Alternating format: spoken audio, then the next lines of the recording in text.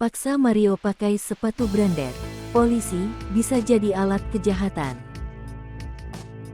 Adegan rekonstruksi yang dijalankan 3 tersangka penganiayaan terhadap David masih jadi bahan pembicaraan.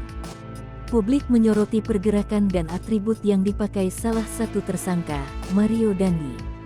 Pasalnya, dalam adegan rekonstruksi, anak mantan pejabat di Ditjen Pajak tersebut bergaya ala Cristiano Ronaldo. Tak hanya itu, publik juga menyoroti alas kaki yang dipakai pria 20 tahun tersebut. Sejumlah pihak menyebut, sepatu yang dipakainya bukan sepatu biasa dan harganya relatif mahal. Diketahui, Mario tampak mengenakan sepatu Nike Fly by Mid 2 hitam yang dipadukan dengan celana pendek hitam serta baju tersangka. Hal ini tentu berbeda dengan kawan Mario, Sane. Dia terlihat hanya mengenakan alas kaki berupa sendal karet. Sepatu Nike Fly by Mid 2 hitam ini dikategorikan sebagai sepatu olahraga bola basket. Di beberapa marketplace, harga sepatu ini dibanderol dengan harga Rp750.000 hingga Rp1,2 juta. Dilansir dari tribunnews.com, polisi buka suara soal ramainya sorotan terhadap sepatu yang dipakai Mario. Direktur Reserse Kriminal Umum Polda Metro Jaya, Kombes Pol Hengki Haryadi, menjelaskan bahwa sepatu itu digunakan Mario sesaat sebelum menjalankan proses rekonstruksi.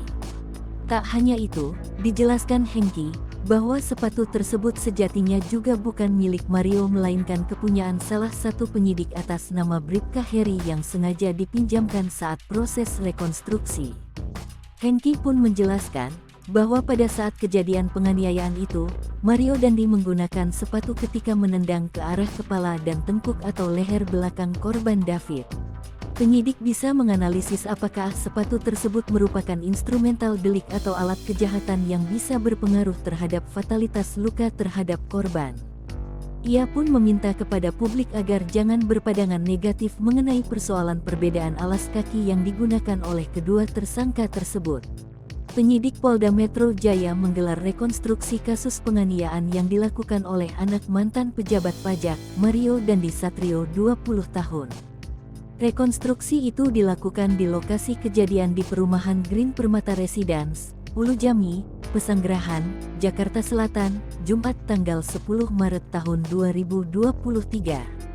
Direktur Reserse Kriminal Umum Polda Metro Jaya Kombes Pol Hengki Haryadi mengatakan rekonstruksi ini dibagi menjadi 3 kluster.